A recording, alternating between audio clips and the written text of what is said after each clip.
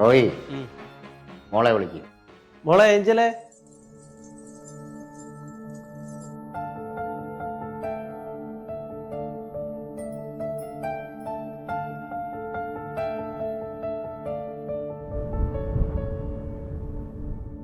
പപ്പയ്ക്ക് മോളോട് എന്തോ ചോദിക്കാനുണ്ടെന്ന്. എന്താ പപ്പ? മോളെ പറ്റി പപ്പ ഒരു കാര്യം കേട്ടു. അത് സത്യമാണെന്ന് അറിയാൻ വിളിച്ചതാ. നവീന്റെ കാര്യമാണെങ്കിൽ പപ്പ ഇട്ടത് സത്യമാ. ഞാൻ അന്നേ പപ്പയോട് പറഞ്ഞു ഇവളെ കണ്ട ഡാൻസിനും കുതിരൊന്നും വിടണ്ടാണ്. ക്രിസ്റ്റി, അല്ലെന്താ മോളുടെ തീരുമാനം? നവീനെ അല്ലാതെ മറ്റാരെ ഞാൻ വിവാഹം ചെയ്യില്ല. ഉറപ്പാണോ? മോള് പൊയ്ക്കോ. റോയി, ആ ചേട്ടായി, അവളങ്ങനെ പറയണമെങ്കിൽ അവന്റെ പിടുത്തം അത്രയ്ക്ക് സ്ട്രോങ് ആണല്ലോടാ. ക്രിസ്റ്റിയെ, പപ്പാ അവന്റെ സ്ട്രെങ്ത് ഇത്തിരി കുറയ്ക്കണമല്ലോടാ. ആ പപ്പാ, കുറച്ചാ മതി, ഇല്ലാതാക്കണ്ട. അത് ഞങ്ങൾ ചെയ്തോളാം. അതില് നിങ്ങൾ രണ്ടുപേരുടെയും കൈവതിയാൻ പാടില്ല. അതിനുള്ള വഴി ഞാൻ നോക്കിക്കോളാം പപ്പാ. ഹലോ, അല്ല ചേട്ടായി, എന്താ പ്ലാൻ?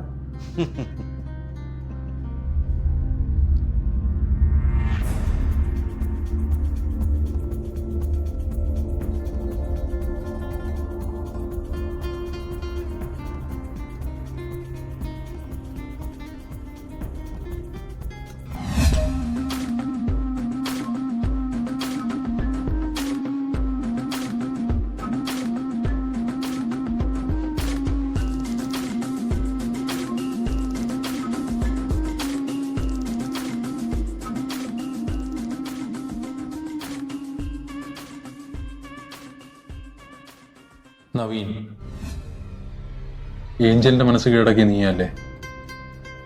ആ മനസ്സൊന്ന് ക്ലീൻ ചെയ്യണം. അതിനാ നിന്നെ ഇവിടെ കൊണ്ടുവന്നത്. നീ അതിന് സമ്മതിക്കുമെന്നറിയാം, അല്ലെ അത് നിന്റെ ശരീരത്തിന് കേടുണ്ടാക്കും. ഞാൻ പറഞ്ഞതിനൊക്കെ തമാശയായിട്ട് തോന്നുടാ. എടാ, നീ കൈ കൊണ്ട് പണിയെടുത്ത് ജീവിക്കുന്ന എനിക്കൊന്ന് കാണണോ? ശരിയടാ, നിനക്കിപ്പോ ചിരിക്കണ്ടേ? ചിരിക്കടാ. നിനക്ക് എന്താടാ പണി? സിനിമയില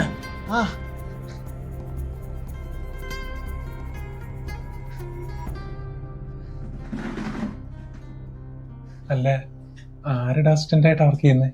ജയദർശൻ സാറിന്റെ. ജയദർശൻ സാറിന്റെ? എന്റെ പൊന്നെ, നിങ്ങൾ കേട്ടാ? എന്തോ നോക്കിക്കോ, കെട്ടഴിച്ചൂടെ? അല്ല ചേട്ടായി, നമുക്കൊന്ന് പോയി നോക്കിയാലോ? വേണ്ട, സമയമായില്ല.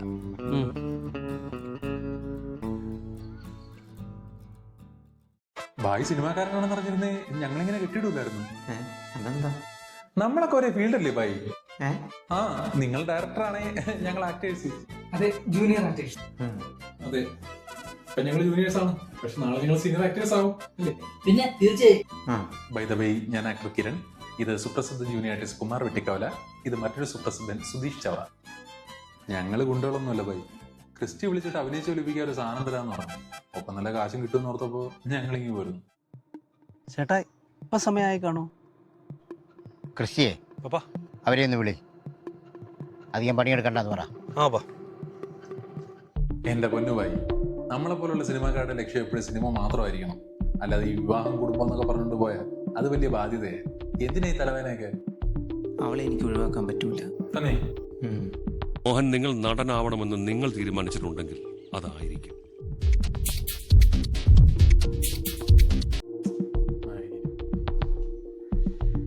അവൻ കട്ട് ചെയ്ത് കുറച്ച് കഴിഞ്ഞ് ഒന്നുകൂടെ വിളി.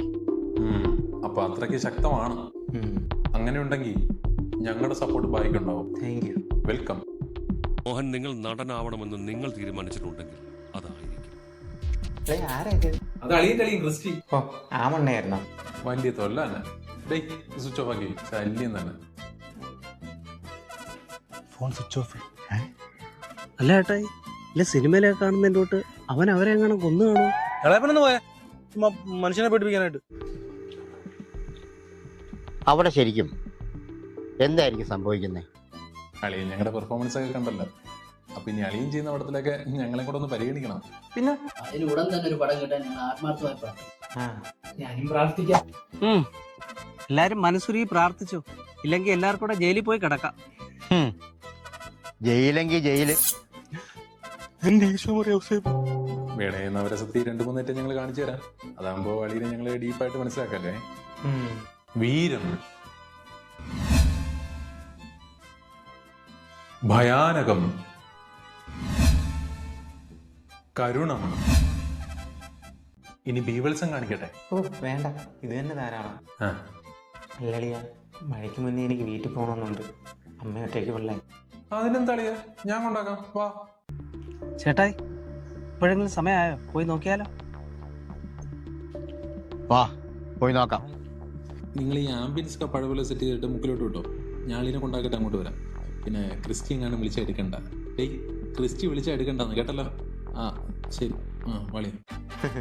അവളി ഇതൊക്കെ അറിയുമ്പോഴാ കോമഡി. അളി എന്തായാലും കേറി പിടിച്ചത് നല്ല പുളിങ്ങും പേല. ഈ കാണുന്ന തോട്ടം മുഴുവനും അവളുടെ അപ്പന്റെ. ഓ റബ്ബർ അല്ലയോ, വലിയ മെച്ചമൊന്നുമില്ലളിയാ. നല്ല മെച്ചമുള്ള തോട്ടം ഇടുക്കിയിലും വയനാടും ഉണ്ട് തന്നെ. പിന്നെ ആ എന്തായാലും ഇതൊക്കെ ഒന്ന് നോക്കി വെച്ചോ, ഉപകാരപ്പെടും. ഓ എന്തുകൂടാ ഇതൊക്കെ? റബ്ബർ തോട്ടത്തിന്റെ കണക്കൊക്കെ പറയുന്നല്ലോ അവന്മാര്. നീ പണിയേപ്പിച്ചതിന് ശരിക്കും എന്തുവാടാ പണി? അങ്ങനെ പ്രത്യേകിച്ച് പണിയൊന്നുമില്ല. സിനിമയിലൊക്കെ ചാൻസ് തന്നെ കിടക്കുന്നു. ബെസ്റ്റ്. പാൽപ്പായസത്തിൽ ഉപ്പിടാൻ പറഞ്ഞപ്പോ നീ അത് ഈ ബോളി ഇട്ട് കൊടുത്തല്ലോടാ, ദ്രോഹി. എന്റെ കർത്താവേ. ഇച്ചായൻ ചിലപ്പോ നിനക്കെതിരെ ഒരു കൊട്ടേഷൻ കൊടുക്കാൻ ചാൻസ് ഉണ്ട്. നീ സൂക്ഷിച്ചോ.